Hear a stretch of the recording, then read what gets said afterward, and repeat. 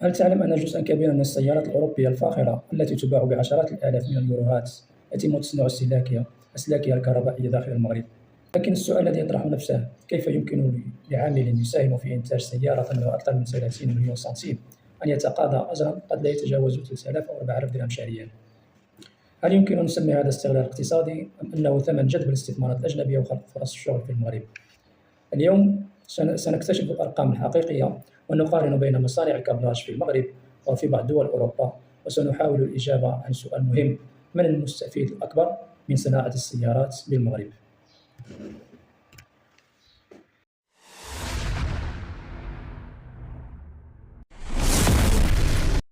السلام عليكم ورحمة الله تعالى وبركاته. اليوم مع موضوع جديد اليوم اللي متعلق بشركة الكابلاج بالمغرب وكل ما يتعلق بصناعة السيارات ومستلزماتها، ولكن هذه المرة غادي نركزو على شركة الكابلاج في المغرب بين النجاح الصناعي وشكاية العمال، حيت عرفت الآونة الأخيرة شركة الكابلاج واحد الخصاص كبير في العمال، هروب جماعي الشغيلة من هذا القطاع هذايا اللي هو قطاع حساس كيساهم في صناعة السيارات في المغرب. وشركة الكابلاج كما نعرف هي بين مليارات الصادرات وشكاية العمال. واش عارفين بلي المغرب ولا اليوم من بين أهم الدول اللي كتصنع السيارات ومكوناتها في أفريقيا وحتى عالميا؟ واش عارفين بلي قطاع السيارات ولا أول قطاع مصدر في المغرب وكيدخل للمغرب عشرات المليارات ديال الدراهم كل عام؟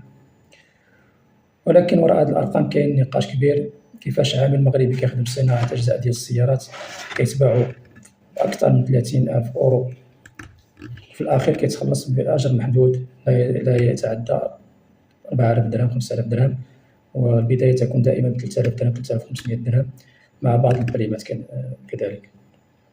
واش هذا الشيء طبيعي بسبب المنافسة العالمية، ولا العامل المغربي مازال ما استفدش بشكل كافي من هذه الطفرة الصناعية في البلاد؟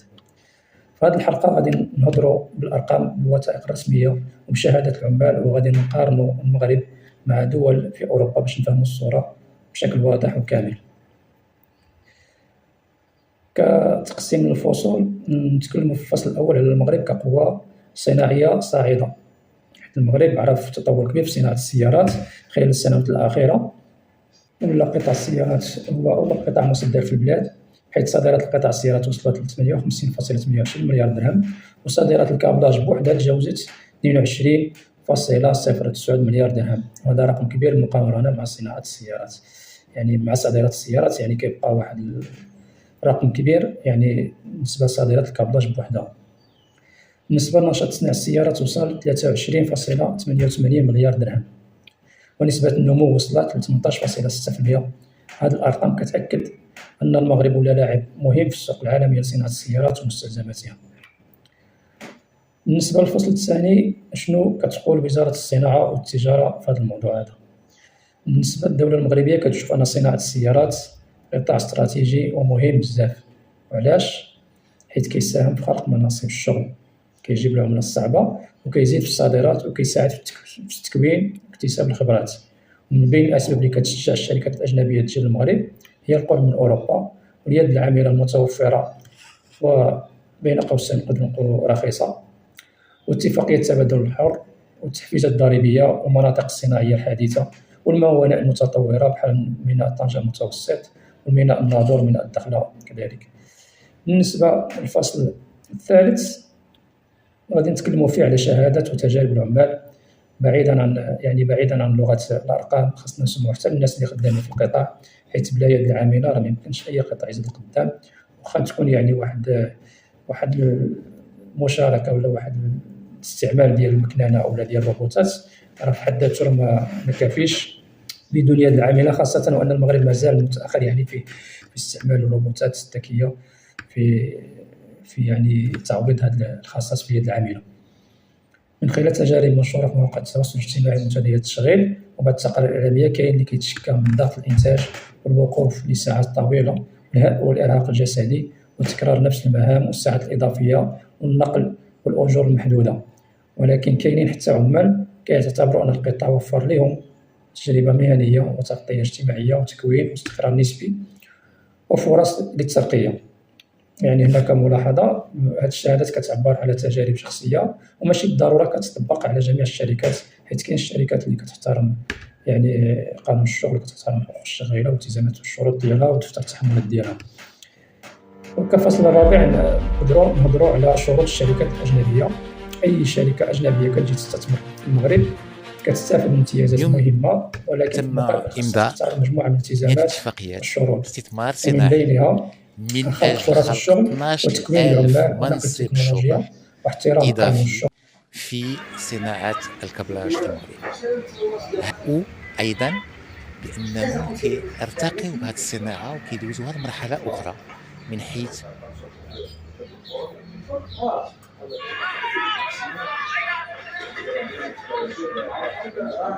وقعنا اتفاقيه ديال الشراكه بين الوزاره ديال الصناعه والتجاره، البنك القرض الفلاحي، ولاميكا اللي كنمثل الجمعيه المغربيه ديال صناعه السيارات والاجزاء. النمو ديال الصادرات باكثر من 40%. هذا اتفاق ثالث اللي غادي يخلينا نمشيو للافق ديال 2030 في استثمارات اللي هي جد مهمه، اللي غادي تهم التنويع ديال الموديل والسيارات الاخرى، وهذا غادي مرات اللي هي جد مهمه. والمغرب دائما بجانب المستثمرين باش ان شاء الله نطوروا الاساليب ديالنا ونعاون. Près d'une voiture sur 5 produite dans le monde par Renault est produite ici. والتسريح بالعمال والسلامة المهنية والحماية الاجتماعية واحترام البيئة والإدماج الصناعي كذلك المحلي وغيرها من الشروط والالتزامات. لكن السؤال اللي كيتطرح، واش هاد الشروط كتطبق كاملة؟ واش كاينة مراقبة كافية؟ واش العامل كياخذ جميع الحقوق ديالو؟ هاد الأسئلة كتبقى مطروحة للنقاش بطبيعة الحال. وكاين رأي آخر اللي ضروري كيطرح واحد وجهة نظر في المسألة هذه بطبيعة الحال مع الأدلة ومع الإحصائيات والشهادات ديال الناس اللي في القطاع. كالفصل الخامس نقدروا نديروا واحد المقارنة يعني بين المغرب وبعض دول أوروبا كألمانيا وفرنسا وغيرها من الدول. بالنسبة للأجر ديال عمل الكابلاج في المغرب كيدور غالبا ما بين 3000 درهم و 5000 درهم شهريا، وساعة العمل كتقدر توصل حتى ل 44 ساعة. كنا واحد الايامات مديماريين 12 ساعه، وكان واحد النهار عندي انا الكونترول ديال الطبيب وكان ضروري خاصني نحضر. فاش مشيت عند السوبرفيزور درت معاه بينو وبينو، قلت له راه خاصني نمشي راه عندي الطبيب شنو كاين. السوبرفيزور شنو كيقول لي لا ما كاين لا طبيب لا والو، خاصك تمشي لبوستك الديماري.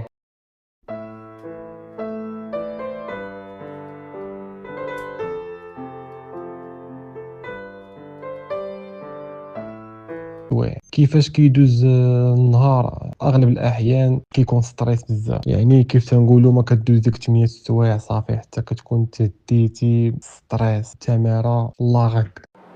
هما تيلقاو النقطه ديال الضعف ديال بنادم من تما تيشدوه، حيت بنادم قاري كاين اللي قاري الماستر زباله فلوس خاسر على راسو باش يجي يخدم ب 2000 2300 درهم 2500 درهم الا طارت 2500 درهم زعما راه ما كتغيبيش وعندك دي بريم. يعني السميك كيجي واحد 3200 درهم في الشهر، يعني 3150 المهم على حسب. في مدينة طنجة هروب جماعي للأجراء ديال الشركات ديال الكابلاج. بالسيف اخويا ما يهربوا والله العظيم. واش تصوروا الانسان قرا 13 عام ولا 14 عام 15 عام ديال الدراسة والحرمان من النوم والبكالوريا، واللي خدا الدبلوم ديال الانفورماتيك مشى حتى لطنجة باش يلقى فرصة ديال العمل، وفي الأخير يخدم في راه هاد الخدمة ديال الكابلاج فيها تمارة بزاف، الوقفة طويلة، الضغط كبير، وكندخلو وكنخرجو حنا عيانين. راه خاصهم يزيدونا في السالير حيت المجهود اللي كنديرو كبير وما بقيناش قادرين نكملوا بهذه الطريقه. الأوروبية العامل الصناعي ممكن يتقاضى بين 2000 و 3000 يورو شهريا، أي ما بين 20000 درهم 30000 درهم أو 33000 درهم شهريا. وبعض الحالات أكثر من هذا الشيء، وساعة العمل كتكون ما بين 35 ساعة و 38 ساعة أسبوعيا، مع عطل أكثر وحماية اجتماعية أكبر وقدرة شرائية أحسن. وهذا واحد من الأسباب اللي كيدفع عدد الشركات العالمية للاستثمار في المغرب، يعني بسبب الأساس هو ديال العامل اللي ما كتكلفش يعني ديك الشركات واحد الكلفة وواحد يعني لي شارج أكثر اللي كينقصوا يعني من التكاليف ديال الإنتاج وكيصبوا لهم في الأرباح ديالهم. كفصل يعني سادس يعني وكمحور سادس يعني فين نقدروا كنتسائلوا فين كيمشي الثمن ديال السيارة. إلا كانت السيارة كتباع في السوق الأوروبية 30,000 أورو، يعني ما بين نقولوا ما بين 15,000 أورو 30,000 أورو، فالسؤال هو فين كيمشي هذا الثمن كامل. التقديرات التقريبية اللي كتقول أن المواد الأولية كتاخذ 40% من كلفة الإنتاج من هذا الثمن ديال السيارة، الأجور كتاخذ 7%، والبحث والتطوير كياخذ 15%، في حين التسويق يعني الماركتينغ كياخذ 10%، النقل يعني لوجيستيك كياخذ 5%، الضرائب كتاخذ 13%، والأرباح كتبقى 10%. هنا كنشوفوا أن الأجور كتبقى غير جزء صغير من الثمن النهائي ديال السيارة، أما جزء أكبر فين كيتم تخصيصه للتطوير والتسويق والضرائب والأرباح. نقدروا نديروا مقارنة بين مصنع كابلاج في أوروبا ومصنع كابلاج مثلا في المغرب، حيث كيبقى الأجر الشهري للعامل يعني مجموعة من المعايير. كالمعيار الأول الأجر الشهري كما قلنا بالنسبة للمغرب ما بين 3200 درهم 5000 درهم غالبا، في أوروبا ما بين 1800 أورو و 3000 أورو، أي يعني 19,000 درهم و 33,000 درهم. ساعات العمل القانونية 44 ساعة بالنسبة للمغرب، 35 حتى 40 ساعة أسبوعيا بالنسبة لأوروبا. الساعات الإضافية شائعة في بعض المصانع، في حين أنها في أوروبا كتكون منظمة بشكل كبير وبتحفيزات وبتعويضات يعني مقبولة. بالنسبة للتمثيل النقابي موجود قانونيا، لكن يشكو بعض العمال من صعوبات متفاوتة حسب المصنع في تطبيقه. وبالنسبة لأوروبا كاين قوي مؤثر. بالنسبة لظروف السلامة متفاوتة حسب المصنع بالنسبة للمغرب، ومعايير صارمة جدا في أوروبا. بالنسبة للتغطية الصحية أنظمة حماية اجتماعية أكثر شمولا هي لا CNSS. بالنسبة لأوروبا كاين تأمينات اجتماعية مرتفعة متعددة. بالنسبة للأتمتة، نسبة الأتمتة متوسطة في المغرب ونجدها مرتفعة في أوروبا. معدل دوران العمال مرتفع نسبيا في المغرب وأقل في أوروبا. بالنسبة لتكلفة اليد العاملة على الشركة في المغرب كتبقى منخفضة، بالنسبة لأوروبا كتكون مرتفعة جدا. وغادي ندير واحد المثال، صناعة مثلا ضفيرة واحدة واحد السلك واحد كيكلف الشركة في أوروبا وفي المغرب. بالنسبة لتكلفة ساعة العمل هي في المغرب كتبقى ما بين 3 و 5 أورو في الساعة، في حين أن في أوروبا تقدر تكلف من 30 حتى 50 أورو الساعة الواحدة فقط. ونسبة مساهمة الأجور في تكلفة الكابلاج في المغرب نجد من 20 إلى 30%، في حين أن في أوروبا الغربية نجد أن من 40 حتى 60% هي نسبة مساهمة الأجور في تكلفة الكابلاج. وهنا غادي نطرقوا لواحد المثال تقريبي للضفيرة كهربائية، يعني واحد السلك كهربائي سيارة متوسطة شحال كيكلف. بالنسبة للمواد الأولية تقريبا بحال سواء في مصنع في أوروبا ولا مثلا في ألمانيا ومصنع في المغرب كيكلف 55 أورو. بالنسبة لليد العاملة في المغرب كتكلف 7 أورو، في ألمانيا 35 أورو. بالنسبة للطاقة كتكلف في المغرب 2 أورو، في ألمانيا 4 أورو. بالنسبة للجودة والاختبارات كتكلف 4 أورو في المغرب و6 أورو في ألمانيا. اللوجيستيك 3 أورو وفي ألمانيا 4 أورو. هنا اللي جينا نحسبوا الكلفة الإجمالية لديك السلك ضفيرة كهربائية سيارة متوسطة في المغرب كيكلف 71 أورو فقط، في حين مصنع في ألمانيا كيكلف 104 أورو. يعني هنا واحد الفرق ديال 33 أورو ضفيرة واحدة، وهذا راه مبلغ كبير ومهم يعني بالنسبة لفارق تكلفة الإنتاج. بالنسبة للفصل السابع نقدروا نهضروا على المغرب واش مستفاد فعلا من هذا الاستثمار ديال صناعة السيارات في المغرب بكل مستلزماته. كاين جوج آراء نقدروا نحتكموا لهم بطبيعة الحال. هو الرأي الأول كيقول هذه الصناعة حققت نجاح كبير وخلقت آلاف المناصب الشغل ورفعت الصادرات وجلبت شركات عالمية وطورت البنية الصناعية وغير ذلك من الإيجابيات بالنسبة لبلد نامي كالمغرب، بلد تطور النمو والصاعد كالمغرب، خصوصا في هذه الصناعات ديال السيارات وصناعة الطائرات. رأي آخر كيقول أن المغرب مازال كيعتمد بزاف على اليد العاملة منخفضة التكلفة والقيمة المضافة الحقيقية كتخرج لبرا، يعني أن مازال ديك الدورة الاستثمارية ما كتصبش يعني في صالح الاقتصاد المغربي واحد الصفة، يعني ما كتمسش يعني هي الاقتصاد ديال المغرب بواحد الإيجابية بحال مثلا تبان على الأجير والعامل اللي هو كيشكل حلقة محور يعني في الاقتصاد، يعني ما كيستافدش من ديك التكلفة الإنتاج، ما كيستافدش من ديك الإنتاج ديال السيارات.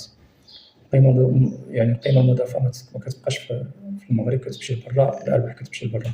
والمطلوب اليوم هو يعني كطلب يعني شريحة واسعة ديال العمال هو تحسين الأجور وتحسين ظروف العمل وتطوير الكفاءات المغربية وتشجيع الابتكار والرفع من نسبة التصنيع المحلي وخلق علامة سيارات مغربية في المستقبل وغير ذلك من المطالب يعني المتطلبات ديال الشغيلة في هذا القطاع هذا.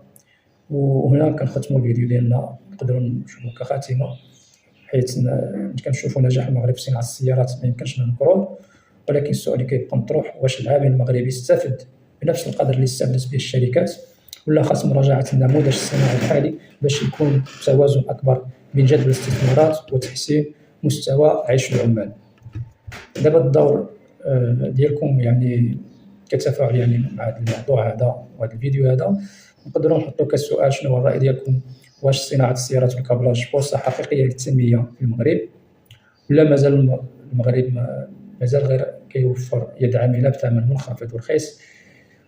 كتبوا لنا رأيكم في التعليقات، وما تنساوش يعني الاشتراك في قناة البقالي فاميلي اللي هي القناة هذه تعنى يعني بالسفر، خاصة هي تعنى بالسفر يعني بين المدينة والبادية ومشاركة حياة البادية يعني في الرأي العام.